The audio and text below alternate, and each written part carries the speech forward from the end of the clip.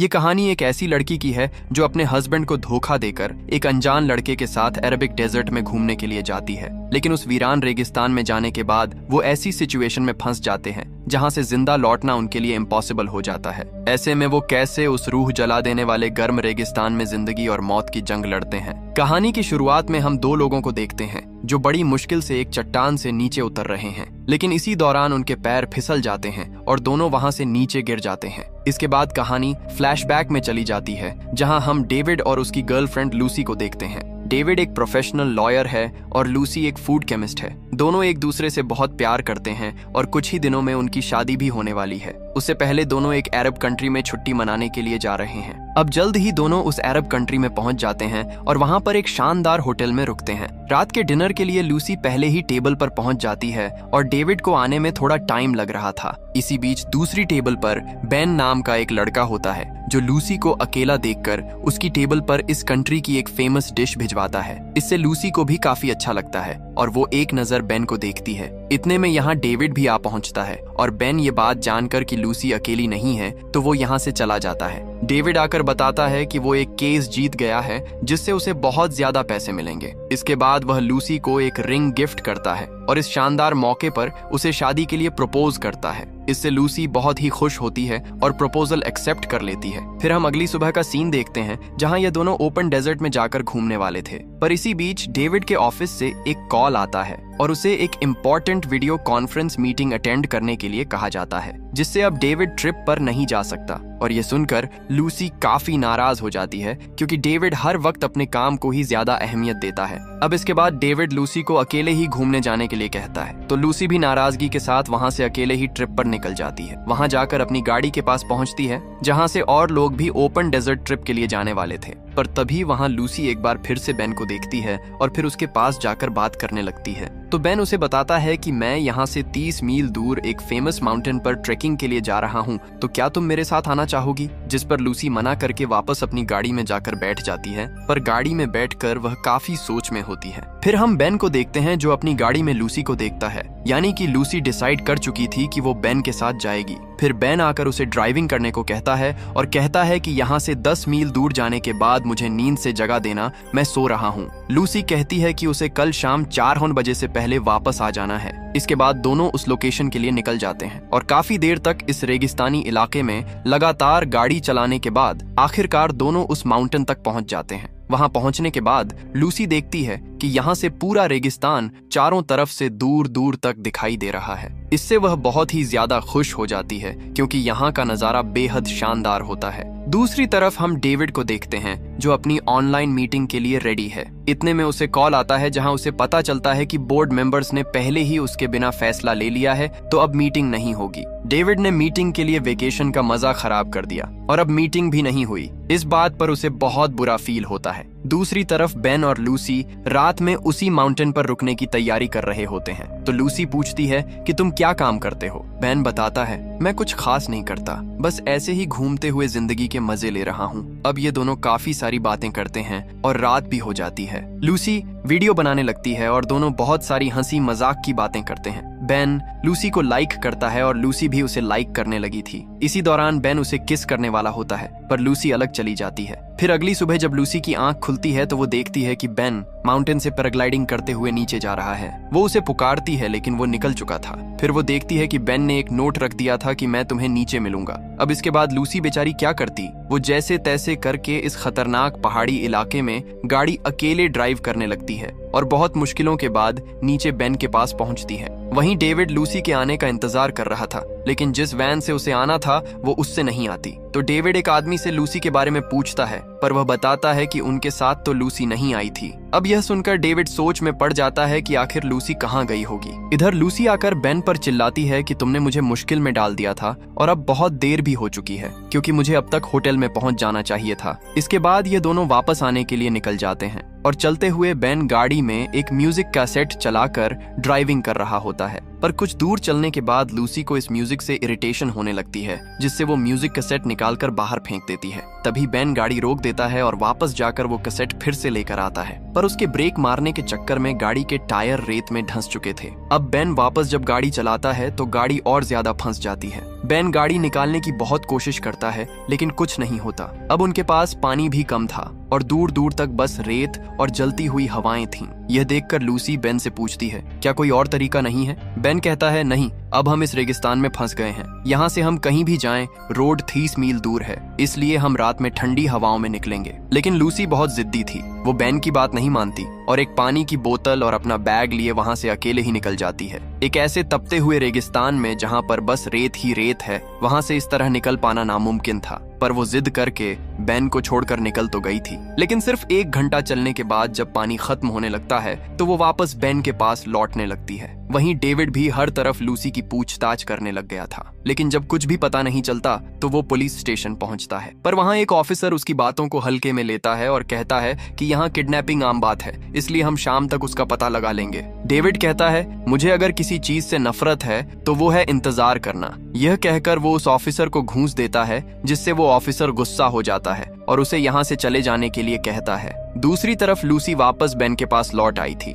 आकर वो बेन की बोतल से पानी पीने लगती है, जिस पर बेन उसे मना करता है और कहता है, पानी हम जितना बचाकर चलेंगे उतना अच्छा होगा। तो लूसी पानी नहीं पीती और कहती है, तुम सही थे, हमें रात में ही निकलना चाहिए। इसके बाद बेन जेब से एक मैप निकालता है और बताता है कि हमें 30 मील नहीं चलना पड़ेगा। इस मैप के मुताबिक एक रास्ता है जिससे हमें सिर्फ 12 मील चलने से रोड मिल जाएगा। अब शाम होने वाली होती है तो बेन कहता है कि हमें चलना चाहिए, तो दोनों चलते हुए अपना सफर शुरू करते हैं। अब आगे हम देखते हैं कि काफी रात हो चुकी थी और वह बहुत दूर चलते हुए आ चुके थे और लूसी भी बहुत थक गई थी, इसलिए लूसी बेन को रुकने के लिए कहकर वहीं लेट जाती है। तो वह लूसी से कहता है कि हमें यहाँ से आगे निकल जाना चाहिए क्योंकि बहुत जल्द यहाँ तूफान आने वाला है। ये कहने के बाद दोनों यहाँ से आगे बढ़ पाते, इतने में ही अचानक से तूफान शुरू हो जाता है और वह इस तूफान में फंस जाते हैं। ये तूफान इतनी तेज होता है कि दोनों आगे बढ़ ही नहीं पा रहे थे। दोनों बहुत कोशिश करते हैं निकलने की, पर लूसी आगे नहीं बढ़ पाती तो बेन उसे पकड़कर वहीं पर लेट जाता है।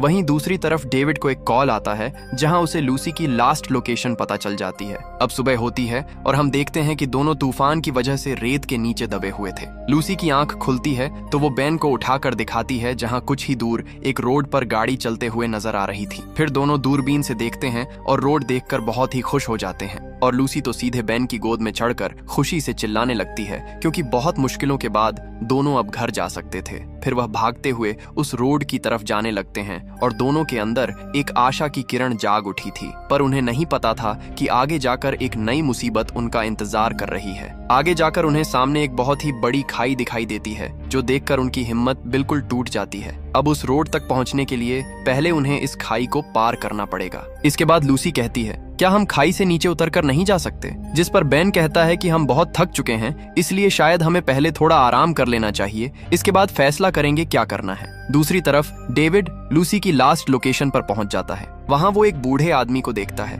जो वही आदमी था जिससे बेन ने पेट्रोल लिया था। वो उस आदमी को लूसी की फोटो दिखाता है तो वो लूसी को पहचान लेता है। फिर लूसी और बेन के बारे में उसे सब बता देता है कि वो दोनों यहाँ से कुछ ही मील दूर ट्रिप के लिए निकले थे। तो डेविड उस आदमी से कहता है, मैं तुम्हें पैसे दूंगा अगर तुम मुझे वहां पहुंचा दोगे, जिस पर वो आदमी मान जाता है और डेविड के साथ अपने 2 लोगों को जाने के लिए कहता है, जिसके बाद डेविड उन 2 आदमियों के साथ निकल पड़ता है। वहीं दूसरी तरफ हम देखते हैं बेन और लूसी एक बड़े पत्थर के नीचे आराम कर रहे थे और कुछ देर आराम करने के बाद हम बेन को देखते हैं कि वह एक पैराशूट तैयार करने लगता है, पर लूसी उसके पास आकर कहती है कि हमें जंप नहीं करना चाहिए, ऐसा ना हो कि हम बीच में ही कहीं गिर जाएं। हम शायद इससे नीचे उतरकर भी पार कर सकते हैं, जिस पर बेन मान जाता है और फिर दोनों एक साथ ढलान से नीचे उतरने लगते हैं। और यह वही सीन होता है जो हमने कहानी की शुरुआत में देखा था। अब नीचे उतरते हुए लूसी बार बार फिसलने लग जाती है तो बेन उसे बचाने के लिए ऊपर की तरफ आता है और उसका पैर पकड़कर सपोर्ट देता है, लेकिन तभी अचानक बेन का ही पैर फिसल जाता है और वो नीचे गिर जाता है और तभी लूसी भी गिर जाती है। अब दोनों नीचे गिर चुके थे और लूसी ढलान के एक साइड पर बेहोश पड़ी हुई थी। तभी बेन के पुकारने पर लूसी को होश आता है तो वो उठकर देखती है कि बेन लटका हुआ है, तो वो जल्दी से उसकी तरफ हाथ बढ़ाती है और बहुत मुश्किल से उसे ऊपर खींच ले आती है। इसके बाद लूसी देखती है कि बेन को एक गहरी चोट लगी है और उसके जख्म पर एक पत्थर भी फंस गया है। दूसरी तरफ डेविड उस माउंटेन पर पहुंच जाता है जहां बेन और लूसी रुके थे। उसे वहां लूसी का कैमरा दिखता है जिसमें वो बेन और लूसी की एक साथ वीडियो देख लेता है जो लूसी ने उस रात को रिकॉर्ड किया था। पर इससे डेविड को लगता है कि लूसी अब बेन के साथ रह रही है और वो बहुत खुश भी है, इसलिए वो यहाँ से गुस्सा होकर उन दोनों को वापस कार घुमाने को कहता है। दूसरी तरफ बेन जख्म की वजह से बहुत कमजोर हो चुका था और लूसी से कहता है कि अब मैं क्लाइंब नहीं कर पाऊंगा, तुम्हें ऊपर जाकर पैराशूट लेकर जंप करना चाहिए, जिससे शायद हम बच पाएंगे। अब लूसी भी एक नई मुसीबत में पड़ चुकी थी, क्योंकि पैराशूट लेकर ऊपर से जंप करना उसके लिए एक नया चैलेंज था, लेकिन मरने से अच्छा है वो कोशिश करे। जिसके बाद वो ऊपर जाती है और पैराशूट लेकर उड़ने की कोशिश करने लगती है, पर वो पैराशूट नहीं उड़ा पाती। लेकिन 2-3 बार कोशिश करने के बाद आखिरकार वह कामयाब हो जाती है और पैराशूट के जरिए उड़ते हुए आगे बढ़ने लगती है। वहीं बेन भी नीचे से लूसी को उड़ते हुए देखकर काफी खुश हो रहा था, लेकिन पैराशूट से काफी आगे निकल जाने के बाद अचानक हवा की वजह से बैलेंस बिगड़ने लग जाता है और लूसी जाकर सीधे चट्टान से टकराकर नीचे गिर जाती है। अब आगे हम देखते हैं कि लूसी को होश आता है, जहां उसे पानी भी मिलता है, तो वह पेट भर के पानी पीती है और अब वह बिल्कुल ढलान के एकदम नीचे पहुंच गई थी। उसे समझ नहीं आ रहा था कि आगे क्या करना है। तभी उसे एक लड़की नजर आती है, पर वो लूसी को देखकर घबराने लगती है, तो वह अपना मोबाइल निकालकर उसे दिखाती है और उससे बात करने की कोशिश करती है। उसे पूछती है कि तुम्हारे माँ बाप कहाँ पर हैं। जिसके बाद वो लड़की लूसी को अपने कबीले के पास ले जाती है। कबीले के पास पहुंचते ही लूसी वहीं पर बेहोश हो जाती है। फिर वो लोग उसके पास आते हैं। दूसरी तरफ डेविड वापस आते हुए कार में सो रहा था। तभी रास्ते में उन 2 लोगों को बेन की गाड़ी दिख जाती है। वो दोनों गाड़ी के पास जाते हैं, जहां उन्हें गाड़ी में काफी सामान मिलता है, पर यहाँ उन दोनों की नीयत बिगड़ जाती है और वो कुछ पैसे कमाने का प्लान करते हैं। दूसरी तरफ हम देखते हैं कि लूसी कबीले वालों की मदद लेकर बेन को बचाने के लिए ऊपर जाती है और बेन को वहां से बचाकर कबीले में ले आती है। अब रात का समय होता है और बेन को होश आता है। होश में आते ही वह खुद को ठीक देखता है और लूसी भी उसके पास ही थी। अब यहाँ लूसी बेन को प्यार करने लगती है और इस तरह वो एक दूसरे के बेहद करीब हो जाते हैं। फिर अगली सुबह का सीन दिखाया जाता है, जहाँ कबीले के बहुत सारे लोग होते हैं और एक लड़की उनके लिए खाना लेकर आती है और वो लूसी का हाथ पकड़कर उसकी तारीफ करती है और कहती है, आप बहुत ही खूबसूरत और बहादुर लड़की हो। दूसरी तरफ वो दोनों आदमी बेन और लूसी को ढूंढते हुए उस कबीले के पास पहुंच जाते हैं और वो देखते हैं कि बेन और लूसी वहां से निकल रहे हैं। इसके बाद वो दोनों कार लेकर रोड से जाने लगते हैं और उन्हें पता था कि बेन और लूसी उन्हें देखकर गाड़ी रोकेंगे और ऐसा ही होता है। फिर बेन और लूसी को अपनी कार में बिठाकर चल पड़ते हैं, लेकिन हम यहाँ डेविड को नहीं देख पाते, क्योंकि उन दोनों ने पहले ही उसे बेहोश करके ट्रंक में रख दिया था। अब यहाँ उनमें से एक आदमी कहता है, तुमने अपनी कार कहाँ छोड़ी है? जिस पर बेन कहता है कि उस पहाड़ी से कुछ ही दूरी पर गाड़ी फंस गया था, इसलिए हमें वहाँ गाड़ी छोड़कर आना पड़ा। फिर एक आदमी कहता है, तुम अगर चाहो तो हम तुम्हें गाड़ी के पास छोड़ सकते हैं, जिससे तुम्हारी गाड़ी भी मिल जाएगी और वहाँ से हम तुम्हारे लिए टैक्सी का इंतजाम भी कर सकते हैं। अब इस बात से बेन और लूसी भी राजी हो जाते हैं। फिर वो दोनों उनकी गाड़ी की तरफ जाने लगते हैं। कुछ दूर जाने के बाद वो लोग उस जगह पहुंच जाते हैं जहां बेन की गाड़ी थी, लेकिन अब कार से निकलते ही वो उन पर गन पॉइंट कर देते हैं और उन्हें घुटनों पर बैठने के लिए कहते हैं। असल में ये दोनों इनका सौदा करना चाहते हैं। इसके बाद वो दोनों कुछ लोगों को यहाँ पर बुलाते हैं। फिर जिस आदमी से उन्होंने सौदा किया था वो खरीदार वहाँ आता है। इसके बाद वह कार के ट्रंक से डेविड को भी निकाल लाते हैं और हमें यहाँ पता चलता है कि उन दोनों ने खरीदार से सिर्फ बेन और डेविड को बेचने की बात की थी। अब वो खरीदार बेन के पास जाता है और उसके जख्म पर मारकर उसे गिरा देता है। लूसी ये देखकर बेन के पास जाती है तो वो लूसी को पकड़ता है और कहता है कि मैं इस लड़की के लिए ज्यादा पैसे दूंगा, पर वो दोनों कहते हैं कि हम लड़की को नहीं बेचेंगे। इसके बाद वो खरीदार लूसी को गंदी नजरों से घूरने लगता है और उसे कपड़े उतारने के लिए कहता है, जिससे लूसी उसके मुंह पर थूक देती है और इससे गुस्सा होकर वो लूसी को शूट करने वाला होता है, लेकिन तभी उनमें से एक आदमी गोली चला देता है, जिससे उनके आपस में ही फायरिंग शुरू हो जाती है और इस तरह वह एक दूसरे को शूट करके मार देते हैं। पर अंत में वह खरीदार बच जाता है और अब वह लूसी को मारने वाला होता है, लेकिन तभी बेन के हाथ एक गन लग जाती है, जिससे वह उसे शूट करके मार देता है और इस तरह इतनी मुश्किलों के बाद भी डेविड, लूसी और बेन बच जाते हैं। बेन जख्म की वजह से कमजोर पड़ चुका था। फिर वो उन्हें कहता है कि गाड़ी के टायर की हवा निकाल दो, गाड़ी बाहर आ जाएगी। जिस पर डेविड कहता है कि अगर तुम्हें पता था कि हवा निकालने से गाड़ी निकल जाएगी तो तुमने ये पहले क्यों नहीं किया? लूसी भी ये सवाल बेन से पूछती है तो वह बताता है कि हाँ, मैं जानता था कि ऐसा करने से गाड़ी निकल जाएगी, लेकिन मैंने जानबूझकर इस ट्रिप को इसलिए लंबा किया